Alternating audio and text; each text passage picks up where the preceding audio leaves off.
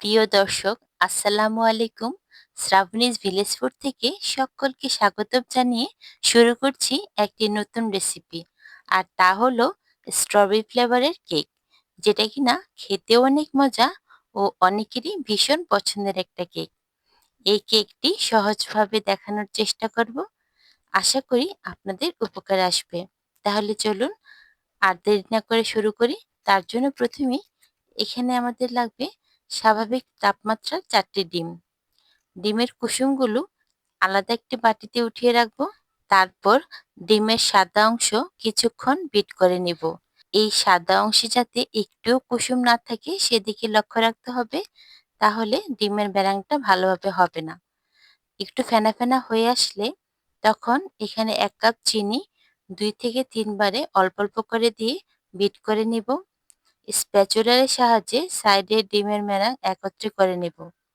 তারপর ডিমের কুসুমগুলো দিয়ে আবারও ভালো করে বিট করে নিব। আধা চা চামচ করে স্ট্রবেরি জেল ও স্ট্রবেরি রং দিয়ে ভালো করে মিক্স করে নেব। চামচ দিয়ে সবগুলো ডিমের মিশ্রণ ভালো করে মিশিয়ে নিব।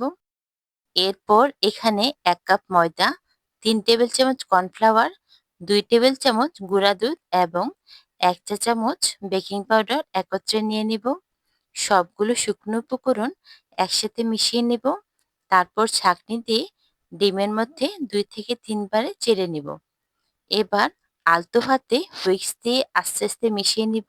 স্প্যাচুলারের সাহায্যে আবারও নেড়ে দিব, যাতে নিচে কোনো ময়দার দলা পেকে না থাকে। এবার কেক মোল্ডে তেল ব্রাশ করে কেকের ব্যাটারটা ঢেলে দিব। কেকের মধ্যে যাতে কোনো এয়ার বাবলস না হয় তাই কাঠি দিয়ে একটু ভালোভাবে নেড়ে দিব। এবার ওভেনে ১৬০ ডিগ্রি তাপমাত্রায় ২০ থেকে ২৫ মিনিট বেক করে নিলেই আমাদের কেক একদম রেডি। কেকটাকে ৩টি স্লাইস করে কেটে নেব। এবার এই কেকের উপরে দেওয়ার জন্য একটি গানাশ তৈরি করে নেব।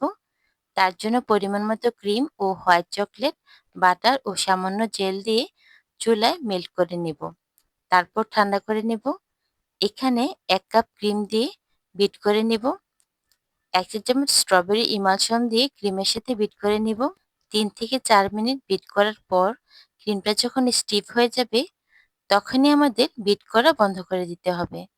এবার ঠান্ডা গানাশের মধ্যে স্ট্রবেরি ইমালশন ও সামান্য রং মিশিয়ে নিব।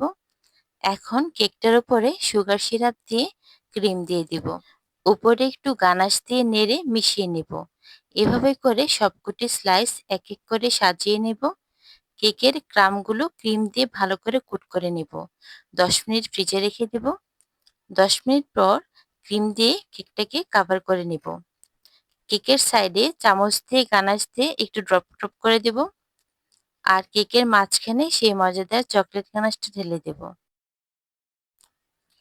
একটি 1M নজল দিয়ে ফুল ডিজাইন করে দিব ও 2D নজল দিয়ে আরো কয়েকটা ফুল বসিয়ে দিব।